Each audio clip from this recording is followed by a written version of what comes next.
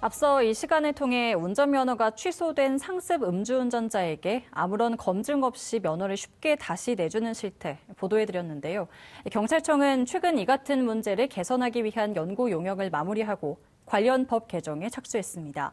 추진되고 있는 개정 내용을 보면 최근 5년간 3번 이상 음주운전으로 적발될 경우 의사 진단서를 반드시 제출해야 면허 재취득이 가능해집니다. 임현철 기자가 보도합니다. 최근 5년간 운전면허를 재취득한 음주운전자는 57만 3천 명. 한 해 평균 10만 명이 넘는 음주운전자가 면허를 다시 받고 있는 겁니다. 현행법에 따르면 음주운전으로 면허가 취소돼도 2년에서 3년 결격 기간이 지나고 최대 16시간의 의무교육만 받으면 면허를 다시 받을 수 있습니다.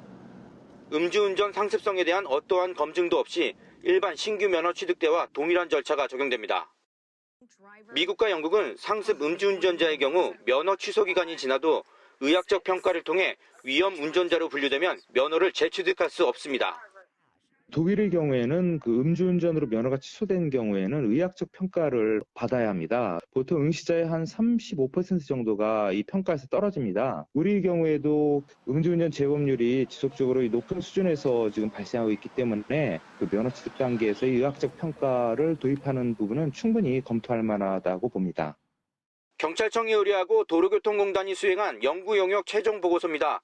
최근 5년간 3번 이상 음주운전으로 적발되면 전문의의 진단서를 반드시 제출해야 면허를 다시 받을 수 있도록 했습니다. 최근 5년간 통계를 보면 여기에 해당하는 음주운전자는 12,000명에 달합니다. 진단서에는 알코올 의존 여부에 대한 검사 결과가 들어가야 합니다. 의사의 진단서나 의견서를 첨부해야만 면허를 다시 재취득하게끔 하는 그런 제도 개선을 검토 중에 있는 거죠. 연구 영역 결과를 바탕으로 해서 지금 도로교통법이라든지 시행령, 시행규칙 이런 부분들을 내년 상반기 중에 개선을 추진해 나갈 예정에 있습니다. 음주운전으로 면허 정지 처분을 받고도 의무 안전교육을 받지 않은 비율은 최근 5년간 25%에 달합니다. 경찰청은 교육을 받지 않으면 정지 기간이 지나도 면허 효력이 자동으로 회복되지 않도록 도로교통법 개정도 추진하기로 했습니다. TBS 임현철입니다.